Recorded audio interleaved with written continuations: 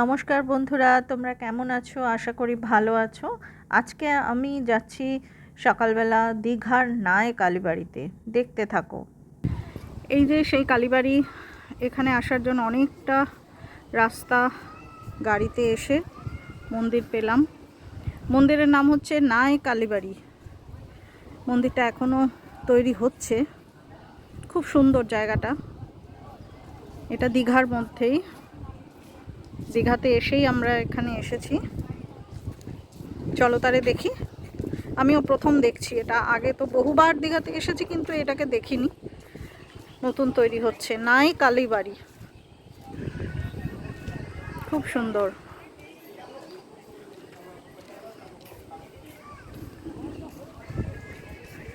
কেমন লাগছে তোমাদের বলবে। অনেকেই জানো, আবার অনেকেই জানো না, হয়তো আমিও জানতাম না। চলো এবার মায়ের মুখটা দর্শন করি। আমাদের ছোট ঘুমিয়ে পড়েছে রাস্তায়, আর চারিদিকে বৃষ্টি হয়েছে।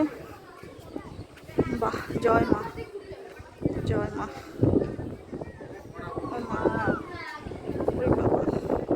খুশিও পুজো দিয়ে এসছে। কি পুজো দিয়েছ? আচ্ছা, মায়ের দর্শন করি। জয় মা। এটা মা দুর্গা, একটা রূপ সিংহর ওপরে। তোমরা দেখো, বেশি কথা বলা যাবে না।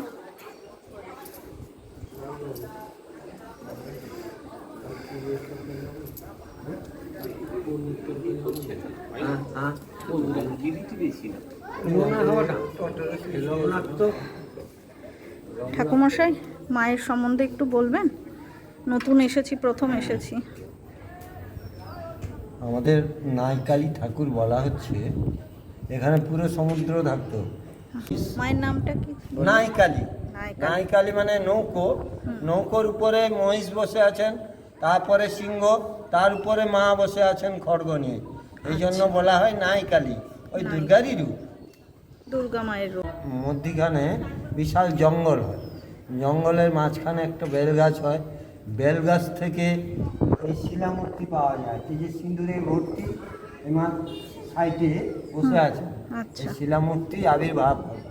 দিয়ে আমার দাদুকে স্বপ্নাদেশ হয়, আমি এরকম প্রতিষ্ঠিত করে আমাকে পুজো স্থাপন করতে হবে। সেই থেকে 300 বছরের আগে পুজো হয়। আমরা পড়েছি 4 পুরুষে। আমার দাদু, তারপরে আমার বাবা, তারপরে আমরা।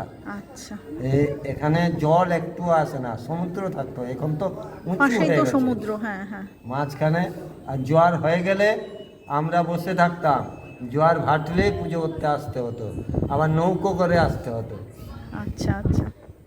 আর পুকুরে সব দিকে নোনা, পুকুরে চলে যান, একটু জল মুখে দেবেন, প্রচুর মিষ্টি। মায়ের এইটাই মহিমা, লীলা, মায়ের লীলা।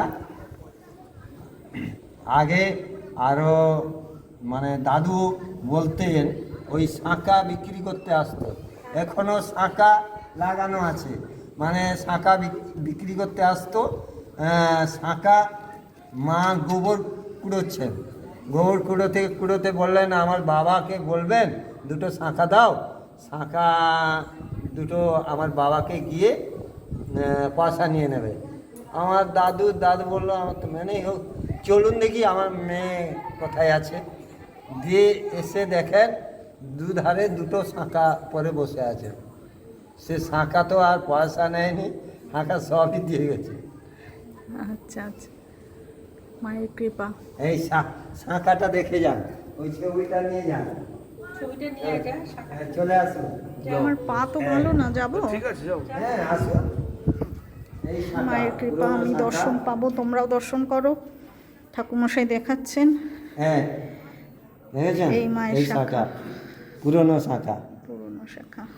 কত বছর আগের? 300 বছরের। 300 বছর আগের শাখা। এখনো নতুন আছে। আর মেজে দিতে হয় একটু।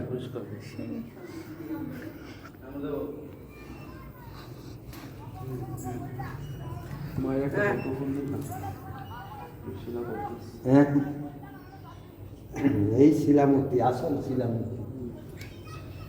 জয় মা। পদ্ম ফুল নেবেন?